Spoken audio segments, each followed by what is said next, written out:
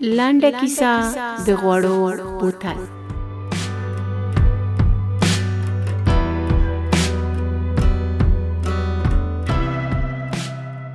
ګلولي د کور له نورو خونو د ماشومانو په کش کړپ او د بختورې په خبرو نیمویښ شوی و، خو سترګې لا هم نه وې پرانیستې.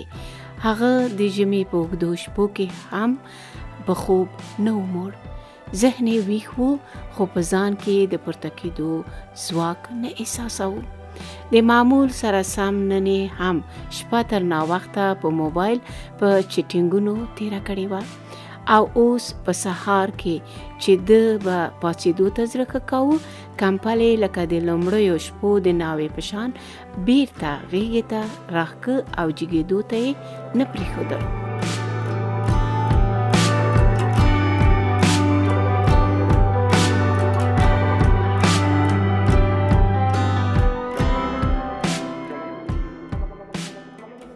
دلته په هامبورګ کې ژوند ښه و.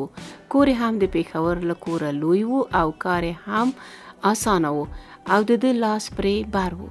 هلته په کلي کې ترونه هم ورسره په یو کلا کې اوسېدل او دلته یې څه د کار او څه د جرمني د حکومت برکت و چې غټ کور یې ورکړی و. هر ماشوم یې خپله خونه لرله. بختوره له وړې لورکۍ کفترې سره ویده کېدله او د ګلولي ځان له کوټه وه.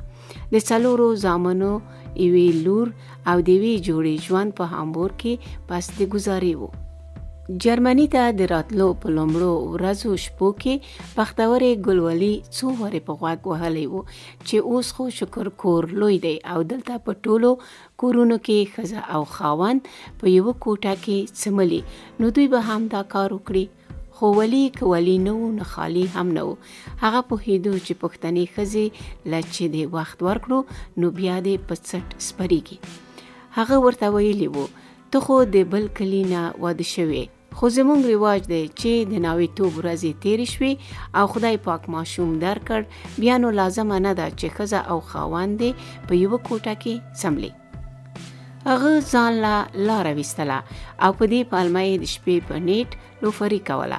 بختوره هم څه ماشومه نه وه، هر څه پوهېده، خو بس ځان یې غلی کړی و او شکرونه یې ویستل چې سړی چې هر څه دی، کوټه یې که بیله هم ده، خو کټ خو یې په کور کې دی.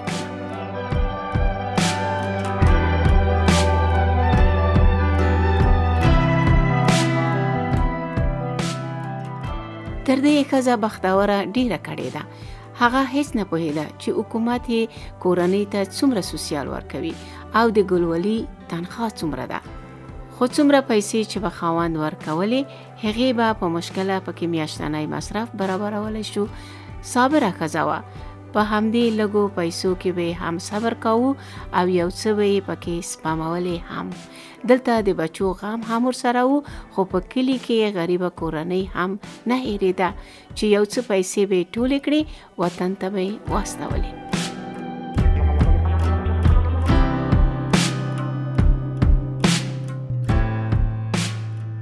ګلولي هماغسې په ویښ ذهن او پټو سترګو د هرې ورځې په شان نن هم واورېدل چې په کور کې د ماشومانو او بختورې آوازونه ورو ورو کم او تم شو.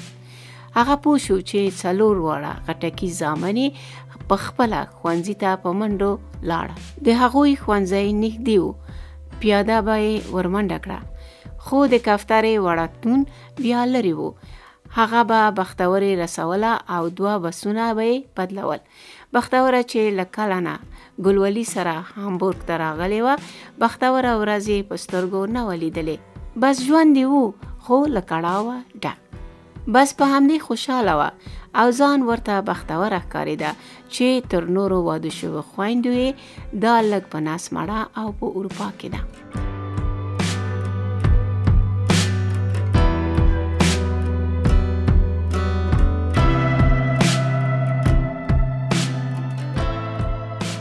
ګلولي له هماغسې په کټ کې غځېدلی و او کمپله یې په ځان کش کړې وه چې بختوره د کفترې له مکتبه واپس کور ته ستنه شوه. په دیوال لګېدلي ساعت ته یې وکتل، 9 بجې کېدونکې وې. هغه د ګلولي د کټ سره په خوا کې ولاړه وه او په آرامه یې ورته آوازونه کول. ګله پاڅېږي نه، تا ته وایم. د بختورې د غږ په اورېدو هغه کمپله له مخ نه لرې کړه. بیا یې دې ته وویل څه دي بختې، په دې شنه سهار کې دې شور جوړ کړی دی. هغې له خندا ورغله خو ځان یې ټینګ کړ او هماغسې په آرامه لهجه ځواب ورکړ. شین سهار نه دی خانه، د میټینګ ټایم دی 9 بجې دي 15 منټه پرې د پاسه.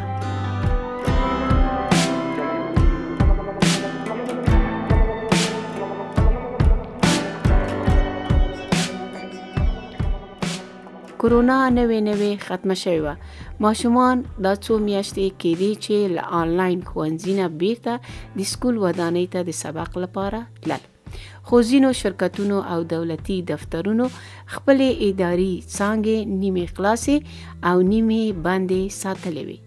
ډیرو کارکوونکو په آنلاین ډول له خپلو کورونو څخه کار کاوه. ګلولي د سونی کمپنۍ په یو دفتر کې په اداري برخه کې کار کاوه.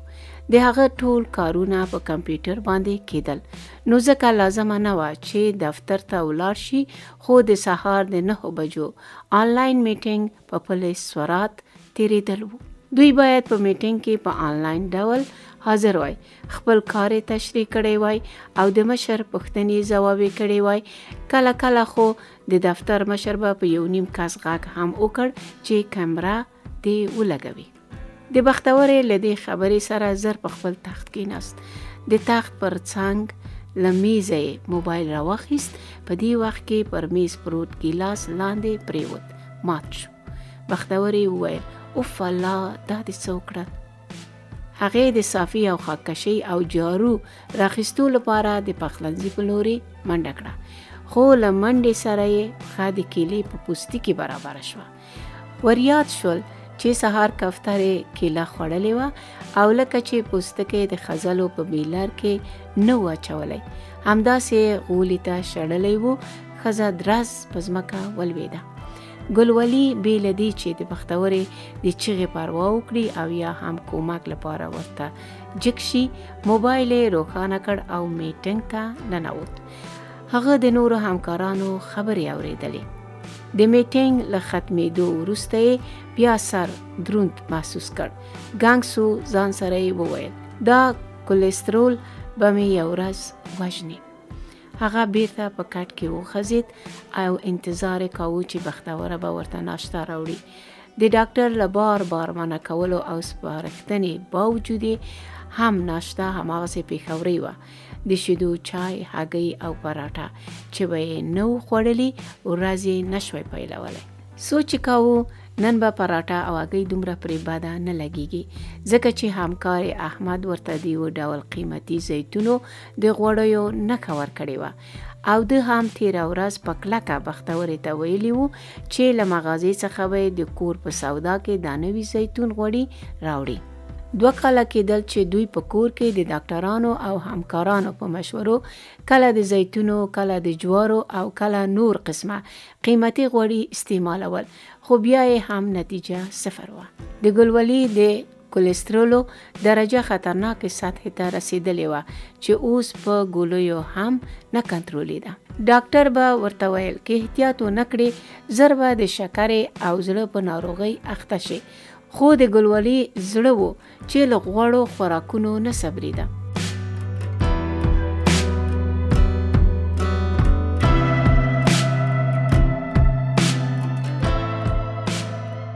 چې تر ډیره د بختورې درک معلوم نشو، هغه غلی له ځایه پاڅېده.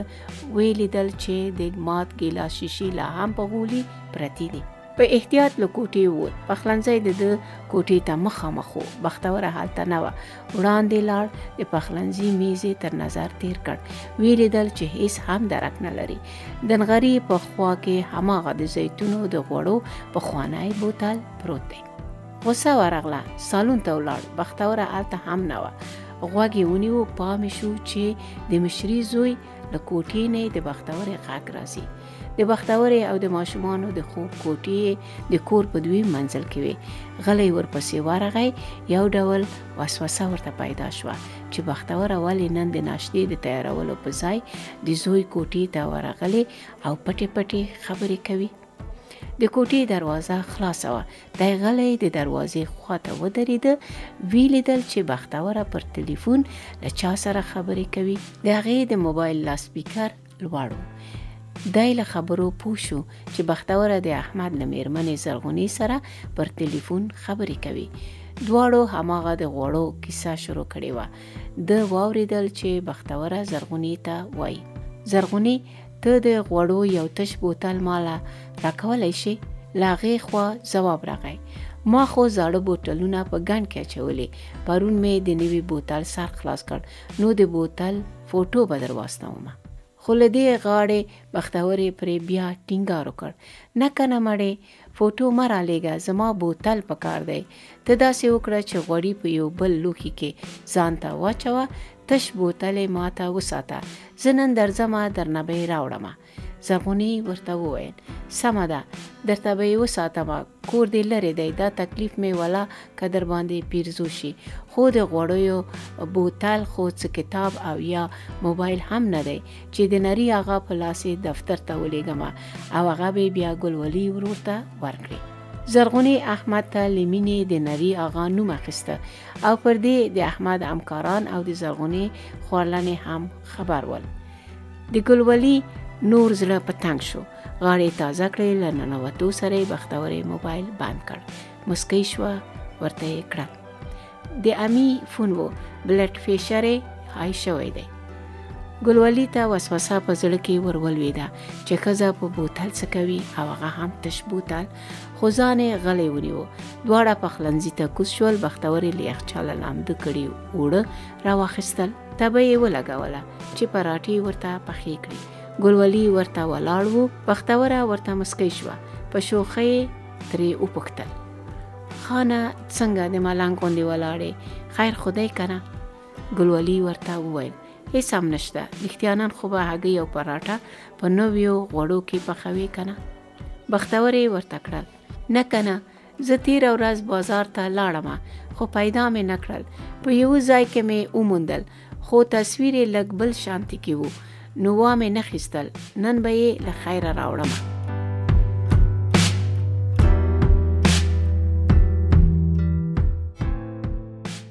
ګلولي له ناشتې وروسته ښار ته په کار پسې ووت. په لاره هم په چرت کې تللی و، خو د بختورې په خبره کې وزن ښکارېده، ځکه د ده زړه کې ورتېر شول چې بختوره حتما تش بوتل بازار ته وړي او د هغې مطابق بیا نوي غوړي راوړي.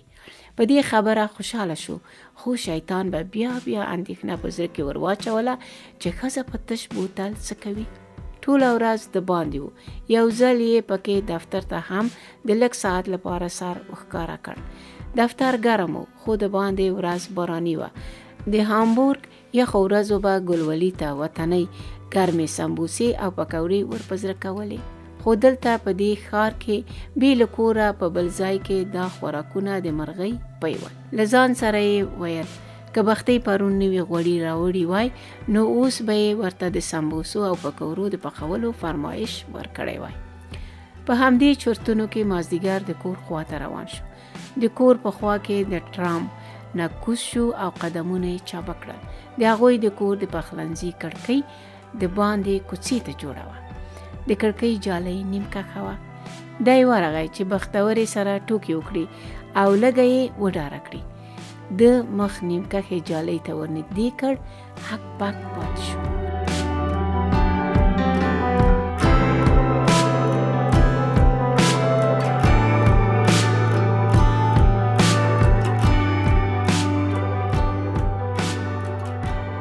ویلیدل چې بختورې د شرشمو یو غټ 10 کیلویي غوړیو بشکې ته د زیتونو د غوړیو نوی بوتل نیولی او ټکوي. د ځان ناګاره واچولو او د کور زنګ یې ووهه. بختوره په منډه راغله، دروازه یې خلاصه کړه، د هغه له غاړې دفتري بیک واخیست او په خندا یې ورته وویل: ستړی مشې خانه، نن یخه ورځ وه، ما ته د طبیعت معلوم دی، نو ستا په خوښه مې په نویو غوړو کې درته سمبوسې او پکوړې جوړې کړې دي.